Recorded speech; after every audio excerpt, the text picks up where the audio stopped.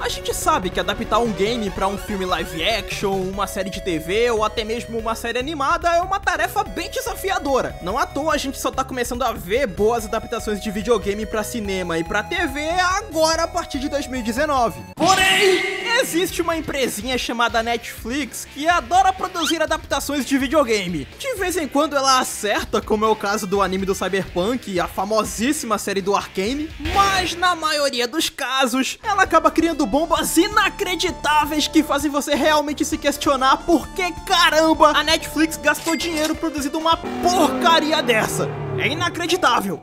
Homens dominados pelos testículos. E agora eu tenho os seus nas minhas mãos. Ela tá afim de putaria. Então vem comigo, porque hoje, games famosos que foram destruídos pelas adaptações da Netflix. Mas primeiro, já vai deixando o seu like pra fortalecer, porque ele é bem importante. Também se inscreve no canal, ativa o sininho e me segue lá no Twitter, ok? Então, sabendo disso, vamos parar com a relação e vamos logo pro vídeo. Fala galera, aqui é o Terry Crews e você tá no Viajante Galáctico. E seguinte, The Witcher.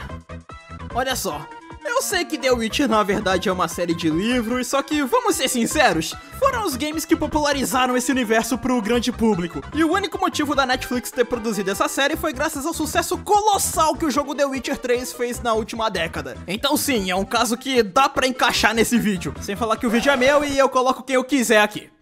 Vai fazer o que a respeito? Quando anunciado, o hype em cima dessa série foi gigantesco, pois ela não só seria uma super produção com um orçamento digno pra uma obra como The Witcher, como teríamos o Henry Cavill, que é um fanzaço dos livros e dos games, interpretando o Geralt, e o trailer tava animal. De fato, aquilo tinha a pegada de The Witcher, a ambientação tava maneira, as lutas contra os monstros estavam muito legais, e a caracterização do Geralt tava muito boa. A primeira temporada da série da Netflix até teve uma boa recepção. Tipo, ela tem alguns problemas de ritmo e uma narrativa que, se a pessoa que estiver assistindo não for um pouco sagaz, ela acaba ficando completamente confusa, mas no saldo geral a temporada foi um grande sucesso. Ela até que adapta ok os dois primeiros livros de Witcher, não tem nada de tão errado com os personagens, tem até a música do Jaskier / Dandelion, Dê um Trocado pro Seu Bruxo, que ficou bem famosa naquela época.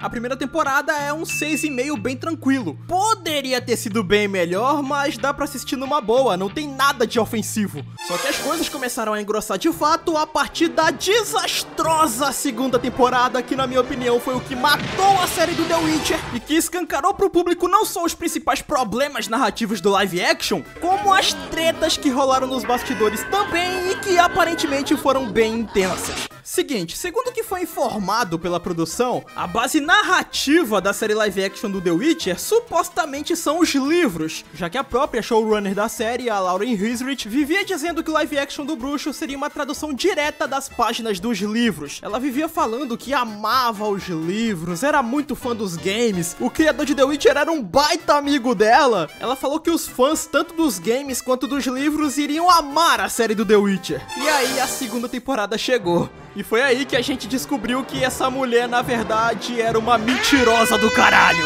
Ela e os roteiristas da Netflix seguiram uma direção completamente diferente do material original e ainda por cima tomaram uma cacetada de decisões questionáveis que obviamente prejudicaram a cronologia da história. Falando como fã dos games, o que fizeram com o Wesker nessa temporada foi criminoso, cara. Transformaram ele numa espécie de Groot versão Resident Evil, ficou uma merda. Misericórdia, que trabalho satânico. Fora é claro que a própria história que a Netflix tinha inventado era um porre. Ela era chata, tava cheia de diálogos questionáveis, os personagens são um completo foda-se, tirando o Geralt e o Dandelion, que são de longe a melhor coisa dessa série. E ainda tem um ponto que os seus eventos não possuíam metade da complexidade e sentimento que o material original possuía. E pasmem, isso foi feito de propósito, porque segundo um dos produtores, o tal do Tomek Beginski, o material original, que é da Polônia, possui nuances demais e isso pode acabar dificultando a experiência e o entendimento do público de outros países, principalmente o público americano.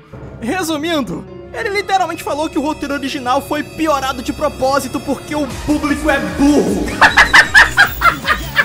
Obviamente, tanto a segunda temporada quanto a terceira foram fracassos monumentais, todo mundo odiou, e aí a lavagem de roupa suja começou. Segundo The Hollywood Reporter, o Henry Cavill de fato era um grande fã do universo de The Witcher, e ele queria que o material original fosse respeitado. Ele até falou em entrevista que só continuaria na série se ela honrasse a obra criada por Andrzej Sapkowski, o criador de The Witcher. Os rumores também apontaram que o Henry Cavill lutou dentro dos bastidores para que os roteiristas mantivessem a fidelidade ao material original, dando um toque nos caras, apontando defeitos, alterando o roteiro. O Henry Cavill queria que os caras respeitassem o material original e essa galera ficava com raivinha. Tu vontade de agredir esse filho de rapariga, velho. Ele tem que ser extinto mesmo, esse filho da puta. E o que dá ainda mais força pra esse rumor é que um dos roteiristas de The Witcher, o Paul DeMaio, que você deve conhecer por ser o criador de X-Men 97, ele também era muito fã dos games. E ele revelou no seu Instagram que vários roteiristas da série do The Witcher não gostavam dos games e muito menos dos livros da franquia. Segundo o que o DeMaio revelou, os roteiristas até mesmo faziam piada e ficavam debochando dos elementos da obra original. Eu não acredito, velho. Eu simplesmente não acredito. Praticamente a mesma coisa que aconteceu com aquele primeiro anime horroroso do Castlevania. A showrunner da série veio a público pra desmentir essa informação. Ela falou que ama os livros e que tem uma relação muito boa com Andrzej Sapkowski, o criador de The Witcher. Porém, um ano depois, o próprio criador de The Witcher veio a público e ele falou que deu umas ideias pra produção do live action, só que ele foi sonoramente ignorado por essa corja.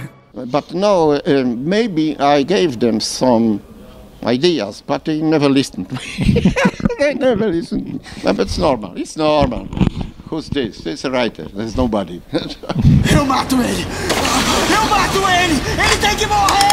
E graças a esse clima gostosinho nos bastidores e a falta de respeito tremenda com a obra do Andrzej Sapkowski, o Henry Cavill ficou muito puto e abandonou a série na 3ª temporada, sendo substituído na 4ª por Liam Hemsworth, o irmão do Thor. E o público, que já estava revoltado com a série, ficaram ainda mais nervosos, e hoje em dia, praticamente qualquer postagem sobre a série do The Witcher é lotada de gente tacando hate. A série inicialmente teria 7 temporadas, mas após a saída do Cavill e a queda absurda da audiência na 3ª temporada, a série foi encurtada para 5 temporadas. Brutal, acabou do beta. Resident Evil, a série. Esse trambolho foi anunciado em 2020 e logo de cara já deixou todo mundo com o pé atrás, já que em vez dele, sei lá, adaptar a história de um game ou talvez pegar um personagem clássico dos games e contar uma história paralela à original, que é o que as animações do Resident Evil fazem. Não. Vamos fazer uma história focada nas filhas do Wesker que não existem nos games. Burro, infeliz, burro! E um ano depois, em 2021, a Netflix apresentou o elenco que iria dar vida aos personagens da série. E o que mais chamou a atenção foi o Lance Reddick sendo contratado para viver o icônico vilão Albert Wesker. É. Igualzinho, velho! Todo mundo sabia que essa série ia ser ruim, só que ninguém esperava que isso aqui ia ser o pior produto live action já feito com o nome Resident Evil, superando os infames filmes da Milla Jovovich e o tenebroso Resident Evil Bem-vindo a Raccoon City. Meu Jesus Cristo. As protagonistas dessa série são as filhas do Wesker e elas se passam em 2 períodos de tempo diferentes. No passado, mostrando as garotas ainda adolescentes vivendo com seu pai Wesker na misteriosa Nova Raccoon City, e no futuro mostrando as 2 irmãs adultas e agora inimigas vivendo num mundo destruído por um apocalipse zumbi bizarro. Eu já fiz vídeo aqui no canal analisando a temporada inteira. E meu amigo, isso aqui é de longe a experiência mais torturante com o nome Resident Evil que existe. O enredo é horrível, no futuro ela é uma história de apocalipse zumbi genérico e no passado ela é uma malhação versão Umbrella. Os personagens são 8 ou 80, ou eles são extremamente insuportáveis ou eles são uma porta de carisma. E todos eles são muito burros, é irritante. Tem uma zumbi Mifritz que é a rainha dos zumbis e ela tem o poder de controlar todos os outros zumbis. Resgataram um dos elementos mais odiados dos filmes da Milla Jovovich, que é aquela porcaria de história de clone. Esse Wesker bonzinho aqui é um clone do Wesker original, que... Bom, já eu falo dele. Essa série é tão lamentável que o único motivo para as pessoas ainda terem algumas lembranças dessa porcaria foram os memes que ela acabou rendendo dentro da comunidade de Resident Evil, como a inexplicável cena da vilã Evelyn, que é construída durante a temporada como uma mulher fria, sádica, uma baita de uma ameaça. No final tem a cena dela dançando Dua Lipa.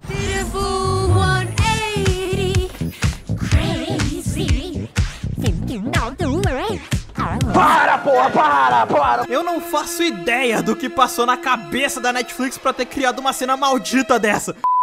E a cereja do bolo, meu nobre, é o Lance Reddick interpretando o Wesker original. Esse, galera, é o Wesker original. Esse aqui é o Wesker dos games que foi morto pelo Chris no Resident Evil 5. E obviamente isso aqui virou uma chacota enorme na internet, pois a Netflix mirou no Wesker, mas acabou acertando o Blade, o caçador de vampiros. A série foi um fracasso gigantesco, ninguém gostou desse treco e ele foi cancelado ainda na primeira temporada. É deprimente. Tomb Raider, a lenda de Lara Croft. Já tem um bom tempo que eu tô querendo falar dessa bomba. Tomb Raider, a lenda de Lara Croft é uma série animada lançada em 2024 e produzida pela Powerhouse Animation, também conhecida como o estúdio que faz Castlevania da Netflix. Só pode ser sacanagem, né, véi? Esse lixo supostamente é canônico na cronologia do reboot de 2013, se passando logo após os eventos de Shadow of the Tomb Raider. E eu falo supostamente porque esse desenho é tipo Dragon Ball Daima. Tem alucinado que fala que isso aqui é canônico, sendo que é simplesmente impossível isso aqui ser encaixado na cronologia oficial graças à quantidade exorbitante de furos de roteiro que existem nesse negócio. Por exemplo, lembra do Tomb Raider de 2013? O reboot que mostra a origem da Lara Croft, ela na sua primeira grande aventura, totalmente inexperiente, ia pular de um lado pro outro, caía no buraco, se arrebentava toda. Cara, nesse jogo a Lara Croft fica triste por ter matado um Bambi. Ela tá muito em início de carreira. E bom, essa série da Netflix, ela começa mostrando o evento que se passa antes do reboot. Pra vocês terem ideia, o Roth tá vivo ainda. E nesse evento, a Netflix mostra a Lara Croft lutando com mercenário, pulando de precipício e tendo sagacidade pra se segurar usando uma faca. Ela faz rapel, ela mata crocodilo, ela escala uma fortaleza enorme na maior tranquilidade. Sendo que no reboot tem um momento que a Lara Croft tá se cagando de medo de subir numa torre. Meu irmão, em 5 minutos os caras contrariam toda a personalidade e habilidade que a Lara tinha no reboot de 2013. E essa é só uma das incoerências. Depois disso temos um salto temporal para os dias atuais, no caso, pós Shadow of the Tomb Raider, que é o game mais recente da franquia. E aí conhecemos a história dessa série. Seguinte, um vilão invadiu a casa da Lara, roubou um artefato da sua mansão e a Lara vai atrás para tentar recuperar esse artefato. Enfim, uma história simples que poderia facilmente ser contada em uma série animada. O problema é que a Netflix aparentemente pediu para um adolescente fanfiqueiro de Twitter escrever o roteiro desse desenho. Um adolescente fanfiqueiro que ainda por cima nunca jogou os games de Tomb Raider e que não faz a menor ideia de quem é a personagem Lara Croft. Como eu falei, o roteiro é recheado de furos e de coisas que contradizem eventos e informações da trilogia Reboot. O roteiro não é bom, só que um outro elemento que também incomoda demais é o quanto que os personagens foram bizarramente descaracterizados aqui. O Jonah, ele até que tá ok, não mexeram tanto nele. O Zip agora é do Vale, se é que você me entende. E ainda por cima super estereotipado. Tanto que até teve aquela cena bizarra que virou meme dele manjando a giromba de uma estátua, cara. Pois é. Tomara que tenha levado ele pra jantar antes. Eu tô bem. Eu tô legal. Ai! Louco descarado! Ai! E a Lara Croft? Cara, assim como o Zip desse desenho não é o Zip, a Lara desse desenho não é a Lara Croft. Isso aqui teoricamente se passa após o Shadow of the Tomb Raider, mas a Lara dessa série, ela tem um comportamento mais infantil do que a Lara Noob de 2013. Ela é mimada, a Lara Croft não consegue fazer nada sozinha. É um chororô absurdo, qualquer coisa ela começa a chorar. Mano, os caras jogaram todo o desenvolvimento que a Lara teve na trilogia Reboot no lixo. Nesse ponto da história, era pra ela estar mega badass, corajosa, decidida e completamente em paz consigo mesma. A Lara Croft é a maior personagem feminina da história dos videogames porque ela é braba, meu meu parceiro. Nesse ponto da história, ela devia ser igual o 007, caramba. A Lara é muito sinistra, mas, né? Estamos falando de Tomb Raider da Netflix, então é claro que nenhuma dessas características que tornam a Lara Croft icônica existem nessa versão capada da personagem. Vejam como massacraram a minha garota.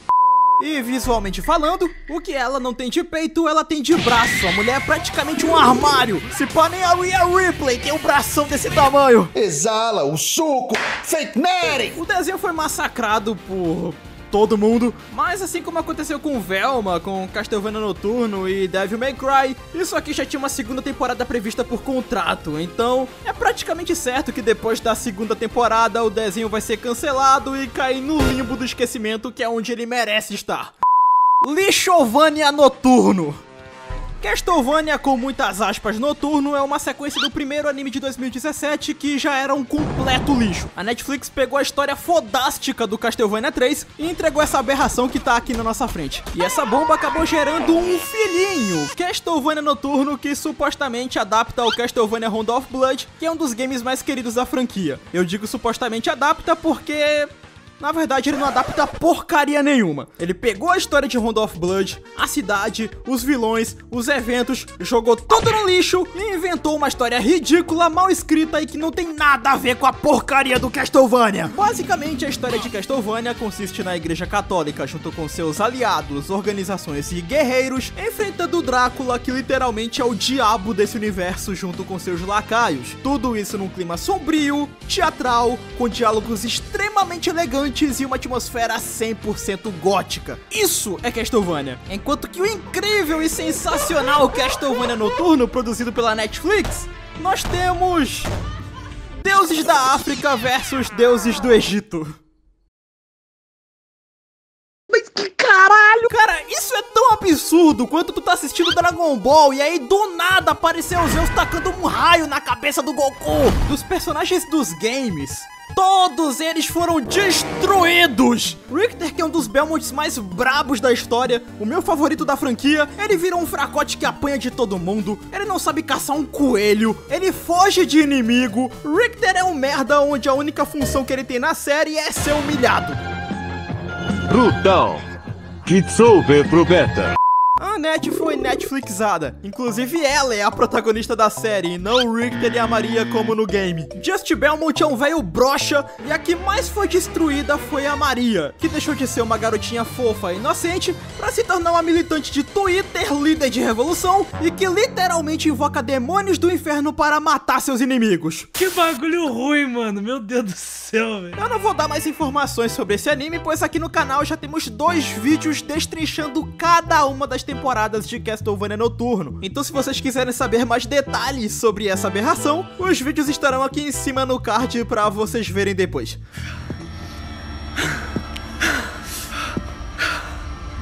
Temos que sair daqui, temos que ir, porra! Se borrou tudo, né, meu irmão? Se borrou tudo, vai ter que trocar as fraldas! Devil May Cry.